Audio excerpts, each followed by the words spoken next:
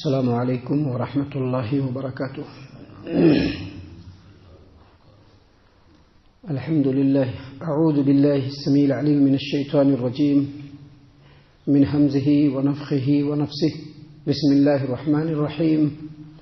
وربک الغنی ذو الرحمہ ان یشاء یذہبکم ویستخلف من بعدکم ما یشاء کما انشأکم من ذریۃ قوم آخرین انما توعدون لآت وما انتم بمعجزین قل یا قوم اعملوا على مکانتکم انی عامل فسوف تعلمون من تکون له عاقبۃ الدار انہ لا یفلح الظالمون. اور آپ کا رب بے نیاز ہے، رحمت والا ہے. اگر وہ چاہے تو تمہیں لے جائے، یعنی تمہیں ختم کر دے، نصف و نابود کر دے، اور تمہارے بعد جس کو چاہے جانشین بنا دے، جیسا کہ اس نے تمہیں دوسری قوم کے بعد پیدا کیا، دوسری نسل کے بعد پیدا کیا. بے شک جس چیز کا تم لوگوں سے وعدہ کیا جاتا ہے وہ چیز ضرور آنے والی ہے، اور تم اپنے رب کو عاجز نہیں کر سکو گے، مغلوب نہیں کر سکو گے. اور اے نبی صلی اللہ علیہ وسلم آپ کہہ دیجئے کہ میری قوم کے لوگوں، تم اپنی جگہ پر عمل کرو، میں بھی عمل کر رہا ہوں، میں بھی عمل کرنے والا ہوں. ان قریب تم لوگ جان لو گے کہ آخرت کا گھر کس کے لیے ہے، اور بے شک ظالم لوگ کامیاب نہیں ہوتے. محترم سامعین کرام، سورۃ الانعام سورہ نمبر 6 اور اسی سورت سے آیت نمبر 133، 134، 135 یہ 3 آیات تلاوت کی گئی، اور آیتوں کا ترجمہ بھی آپ کی خدمت میں بفضلہ تعالی پیش کیا گیا. سامعین کرام، اللہ تبارک و تعالی نے پیارے رسول صلی اللہ علیہ وسلم کو مخاطب کیا ہے، لیکن مخاطبین نبی صلی اللہ علیہ وسلم کی امت کے لوگ ہیں، دنیا میں جو دوسری قوم کے لوگ ہیں، اور مکہ کے مشرکین بھی ہیں. سامعین کرام، اللہ تبارک و تعالی نے فرمایا وَرَبُّكَ الْغَنِيُّ ذُو الرَّحْمَةِ، آپ کا رب بے پرواہ ہے اور رحمت والا ہے. بے پرواہ ہے مطلب یہ ہے کہ مخلوق سے ہر اعتبار سے بے پرواہ ہے، اور مخلوقات ہر اعتبار سے اپنے رب کی محتاج ہے، اپنے رب کا ہر اعتبار سے اپنے رب کا محتاج ہے مخلوقات. اس کے بعد اللہ تبارک و تعالیٰ نے کہا کہ ان تمام باتوں کے باوجود، یعنی اللہ تبارک و تعالیٰ اپنے مخلوق سے بے نیاز بھی ہے، اس کے باوجود اپنے مخلوقات کے اوپر رحمت کرنے والا ہے، رحم کرنے والا ہے. اور آگے فرمایا ان یشاء یذہبکم، اگر اللہ تبارک و تعالیٰ چاہے تو تم لوگوں کی مخالفت کی وجہ سے، تم لوگوں کی نافرمانیوں کی وجہ سے، تم لوگوں کی شرارتوں کی وجہ سے، گناہوں کے کاموں میں ڈوبے رہنے کی وجہ سے اللہ تبارک و تعالیٰ تم لوگوں کو ہلاک کر دے. وَيَسْتَخْلِفْ مِن بَعْدِكُمْ، اور تمہارے بعد دوسرے لوگوں کو تمہارا جانشین بنا دے. کما انشأکم من ذریۃ قوم آخرین، جیسا کہ دوسری نسل کے بعد تم لوگوں کو اللہ تبارک و تعالیٰ نے پیدا کیا، تم لوگوں کو اللہ تبارک و تعالیٰ یہاں پر لایا ہے. سامعین اکرام، اس آیت کریمہ میں اللہ تبارک و تعالیٰ نے تمام مسلمانوں کو بھی مخاطب کیا ہے، اور ان کے لیے بھی نصیحت ہے، اور دنیا کے لوگوں کے لیے بھی نصیحت ہے. اور یہاں پر اصل میں مکہ والوں کو ہی مخاطب کیا جا رہا ہے کہ اے مکہ والو، اللہ تبارک و تعالیٰ کو تمہاری حاجت اور ضرورت نہیں ہے. البتہ اللہ تبارک و تعالیٰ تو لوگوں پر رحم کرنے والا ہے. ان اللہ بالناس لرؤوف الرحیم، اللہ تبارک و تعالیٰ تو لوگوں کے اوپر رحم کرنے والا ہے. اگر اللہ تبارک و تعالیٰ رحم و کرم والا نہ ہوتا تو جس طرح سے تم لوگ سرکشی کر رہے ہو، گناہ کے کام کر رہے ہو، اللہ تبارک و تعالیٰ کی نافرمانیوں میں پڑے ہوئے ہو، اللہ تبارک و تعالیٰ تم لوگوں کو نست و نابود کرے اور تمہاری جگہ پر دوسری قوم کو لے آئے. جیسا کہ اللہ تبارک و تعالیٰ نے قرآن کریم کے اندر سورہ محمد کے اندر فرمایا واللہ الغنی وانتم الفقراء، اللہ تبارک و تعالیٰ بے نیاز ہے اور تم لوگ اللہ کے سامنے فقیر ہو، محتاج ہو. اللہ دیتا ہے تو لیتے ہو.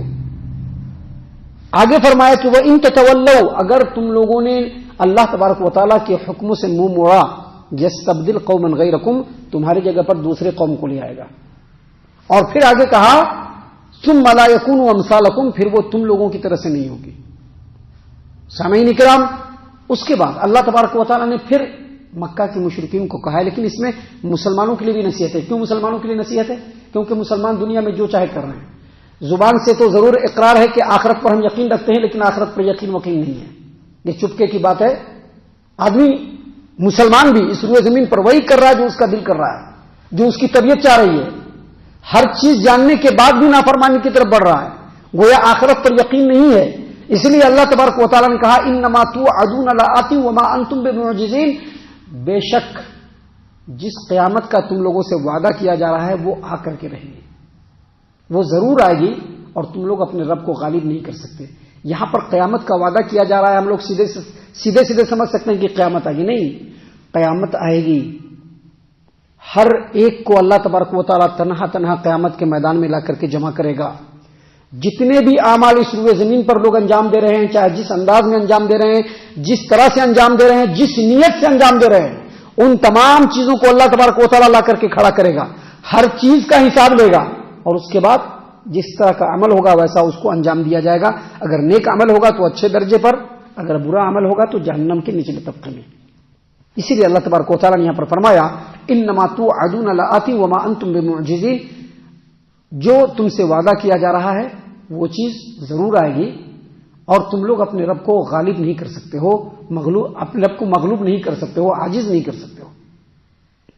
اس کے بعد اللہ تبارک و تعالیٰ نے پیارے رسول صلی اللہ علیہ وسلم کو پھر سے مخاطب کیا خاص طور سے اور کہا قل، اے محمد صلی اللہ علیہ وسلم آپ کہہ دیجئے اپنے قوم کے لوگوں کو، قوم کے لوگ مکہ والے، قوم کے لوگوں کو کہہ دیجئے، قوم کے لوگ عرب کے مشرکین، قوم کے لوگوں کو کہہ دیجئے، قوم کے لوگ پوری امت مسلمہ، اللہ تبارک و تعالیٰ نے فرمایا کہ اپنی قوم کے لوگوں کو کہہ دیجئے یا قوم اعملوا علی مکانتکم انی عامل، اے میری قوم کے لوگوں تم لوگ بھی اپنی جگہ پر عمل کرتے رہو، انی عامل، اور میں بھی عمل کرنے والا ہوں، میں بھی عمل کر رہا ہوں، یعنی جو ہمیں صحیح لگ رہا ہے ہم اس کے مطابق عمل کر رہے ہیں، اور تمہیں جو صحیح لگ رہا ہے تم اپنے مطابق عمل کرتے رہو۔ فسوف تعلمون، ان قریب تم کو معلوم ہو جائے گا، من تکون لہ عاقبۃ الدار، کہ آخرت کا گھر کس کے لیے۔ آخرت کا گھر کس کے لیے کیا مطلب؟ آخرت میں جنت کس کے لیے ہے؟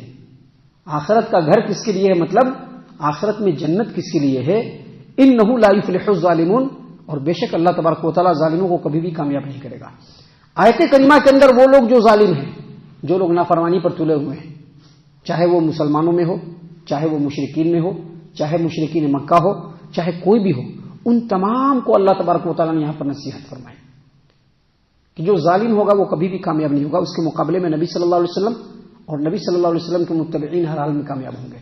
آپ صلی اللہ علیہ وسلم کو آپ کی زندگی میں ہی اللہ تبارک و تعالیٰ نے کامیابی دے دی، ملکوں کے اندر دسترس دیا، اختیار دیا، قوموں کے اوپر غلبہ دیا اللہ تبارک و تعالیٰ نے نبی اکرم صلی اللہ علیہ وسلم کو۔ وہ قوم جنہوں نے ان کو ان کے وطن سے نکال دیا، ان کو جھٹلایا، اس مکہ مکرمہ پر اللہ تبارک و تعالیٰ نے پیارے رسول صلی اللہ علیہ وسلم کو فتح و نصرت دیا۔ ہر اعتبار سے اللہ تبارک و تعالیٰ نے نبی صلی اللہ علیہ وسلم کو غالب کیا۔ یہ اس لیے نہیں کہ یہ نبی صلی اللہ علیہ وسلم کے ساتھ خاص ہے، بلکہ اللہ تبارک و تعالیٰ نے اس کو ایمان والوں کے ساتھ بھی خاص کہا ہے۔ اللہ تبارک و تعالیٰ نے قرآن کریم میں ایک مقام پر کہا کتب اللہ لأغلبن انا ورسلی، اللہ تبارک و تعالیٰ نے لکھ دیا ہے اور یہ کہہ دیا ہے کہ میں غالب رہوں گا اور میرے جو رسول ہوں گے وہ غالب رہیں گے۔ اللہ نے قرآن کریم میں دوسرے مقام پر کہا ہے کہ اللہ تبارک و تعالیٰ فرماتا ہے کہ ہم اپنے رسولوں کی بھی مدد کریں گے اور ایمان والوں کی بھی مدد کریں گے، دنیا میں بھی مدد کریں گے اور آخرت میں بھی مدد کریں گے، لیکن شرط کیا ہے؟ ایمان والے ہونا، ایمان کے مطابق عمل ہونا۔ سامعین کرام، ان آیتوں کے بعد بھی اس سورۃ کریمہ میں اور بھی بہت ساری نصیحت کی باتیں ہیں جو اللہ تبارک و تعالیٰ نے ہماری ہدایت و رہنمائی کے لیے نازل فرمائے ہیں، جس کو انشاءاللہ کل اور کل کے بعد کے درسوں میں ہم آپ کی خدمت میں پیش کرنے والے ہیں۔ اللہ تعالیٰ سے دعا ہے کہ اللہ تعالیٰ ہم تمام کو ان تمام باتوں کے اوپر خوب غور و فکر اور تدبر کرنے کے ساتھ ساتھ ان باتوں کے اوپر عمل کرنے کی بھی توفیق عنایت فرمائے، آمین۔ اللہ تعالیٰ ہم تمام کو صحیح معنوں میں پکا سچا مومن مسلمان بنائے، اللہ اور اس کے رسول صلی اللہ علیہ وسلم کی اطاعت و فرما برداری کرنے والا بنائے، صحابہ اکرام رضی اللہ عنہم کے طریقے پر چلنے والا بنائے، جنت الفردوس میں جگہ عطا فرمائے۔ اے اللہ ہم تمام کو جہنم سے پناہ دے، اے رب العالمین ہم تمام کو جہنم سے پناہ دے، اے مالک الملک ہم تمام کو جہنم سے پناہ دے، آمین یا رب العالمین۔ وما علینا الا البلاغ المبین۔ الذي نزل الفرقان على عبده ليكون للعالمين نذيرا